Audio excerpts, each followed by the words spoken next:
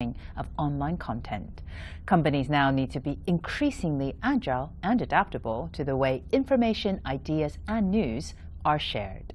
Joining me today to discuss these trends are Adam Enger, General Manager for Greater China at Microsoft Advertising, Scott Lamb, Vice President of International at online publisher BuzzFeed, and Rose Zhou, Senior Vice President in charge of the Asia-Pacific region for web portal and search engine multinational company Yahoo. Welcome to all of you. I want to start with you, Adam. Right now, when you look at the way that social media is changing the way that online content gets consumed, what are the kind of biggest trends that you're seeing among consumers? Well, some of the things that we're seeing around is a big way that consumers are changing the way they consume media. We see the consumers across Asia Pacific and even across the world. Much more of their time is spent consuming media online, digitally, and through the internet than it is through TV. We also know that today's generation is becoming a always-on generation, where you see the people carry their mobile with them almost all the time. And so this concept of always having information readily available is important for media owners to understand, for media distributors to understand, as well as for advertisers to understand how they reach those audiences. Jump in here, Scott. In terms of BuzzFeed, how do you actually create content knowing that, well, these trends are changing so quickly? Well, I think one of the things that we think about a lot at BuzzFeed is that not only are people consuming a lot more digital media, they're using that media to connect with other people in their lives. Their social feed is basically, reflects their actual social network. And they want to consume content, but even more than that, they want something that they're almost like publishers themselves, and they want to be able to share that with people as a way of communicating with them, as a way of bonding with them. So it's very important for both publishers and brands, I think, to think of that exchange when they're creating content.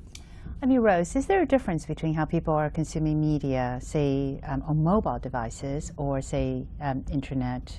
Or is there sort of, what kind of differentiation are you beginning to see?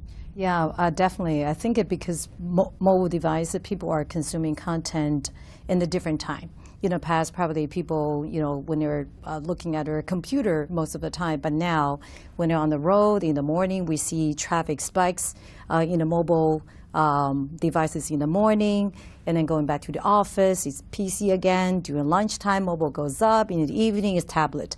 So you actually see different devices is shifting the user consumption of media. So therefore, it's important for the publishers and for the content provider alike to think of how do you configure your content into different scenarios, into different sides of the screen, and therefore to be able to capture the right moment of the consumer as they're consuming the content. I mean, this is really a big question for you, isn't it, Scott? How do you actually tailor content to keep the viewers coming back to a particular site? Yeah, and this notion of figuring out what the main platform is at any given moment is so key. And the web, if anything, is in a constant state of change. Right now, for a lot of publishers, Facebook is a very powerful platform. It might be the case that that's true in 5 years. It might be that a service like WhatsApp or WeChat comes along and really supplants the way that people are sharing things online. I mean, those services, Line as well, are growing massively, especially in Asia. So as a publisher, we need to really be paying a lot of attention to what people are using and learn to adapt to new platforms. How do you make money off of social media? How do you make money off of what you do? Well, that's an excellent question. For BuzzFeed, our primary advertising, our only advertising product is social advertising. So the ad is actually a unit of content. We charge advertisers to display it on BuzzFeed, but then we give them the social lift, which is people sharing it. So it actually works very well because it's this sort of atomized unit of content that can go on Twitter, it can go on Facebook. It shares very easily across a wide range of platforms. Rose, how do you make money off of social media? Advertising is where we work with the clients. And one of the important trend that we have seen is the native advertising, similar to Scott just talking about. It's the social ad for BuzzFeed. For Yahoo, we're developing all these in-stream advertising as users are looking at the stream of content. native advertising, which is personalized. Once again, personalization comes in. If the ads is personal, it's talking to you, actually the user are more likely to share. So we can actually utilize the social media to amplify the advertiser's impact when the advertising are programmed in a way that's actually more personalized. So going native advertising is a big trend for the industry and certainly for Yahoo as well. It's a local-based advertising. You're not in there. I think local, and also when you think about advertising, really putting the consumer first.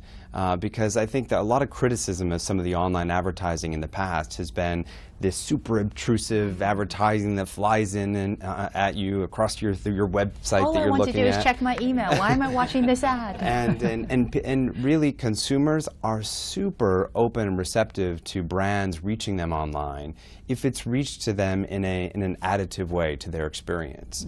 So a lot of what we're focused on with a lot of partners in the industry is how do you make advertising online immersive, beautiful, engaging, which is going to benefit the consumer, but also in the end the advertiser as well. Is it lucrative?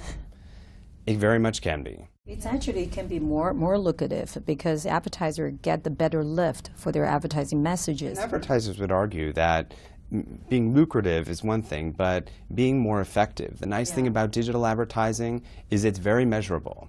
And so this is what advertisers really enjoy about advertising online, is the ability to measure, and they start to be able to calculate ROI in a very meaningful way. Yeah, return on their investment. But you know, oftentimes when people talk about personalized advertising, I can already hear people I know saying, that seems like they're taking my personal data. I don't know if I want them to take my personal data. I'm surfing the web. I don't necessarily want my data to be collected and then, you know, shown back.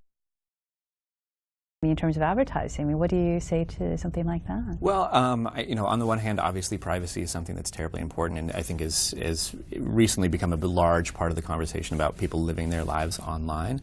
At the same time, you know, it's certainly in the interest of any advertiser that uses personalization to make sure that that data is kept very, very, very safe. And as long as it's providing a clearly useful service for readers, I think that they'll be okay with that trade-off. You know, as long as they feel safe and protected and are getting something out of sharing their data, as they often do. I mean, people love Facebook, which has a lot of their data because it provides a really valuable service for them. I think as long as there's a good balance there, it's going to be an area that people are safe and feel okay with. It's absolutely critical. I think any reputable company will take privacy of users in the highest regard. It's very, very critical. We really keep it as the first priority. But at the same time, we absolutely see the user want to see content that is relevant to them. They don't want to be just massively throw a bunch of information without any concern for what really interests them. So personalization is adding value to the users. But of course, the privacy is I think is absolutely, for any of our companies, is absolutely treated with the very, very high regard. Always #1 priority. Yeah. Yeah, and I think part of it is also making sure you can put the consumer of the media in control of their privacy. And that's a big, very big part of where we're focused through all of the software that we deliver on devices and online.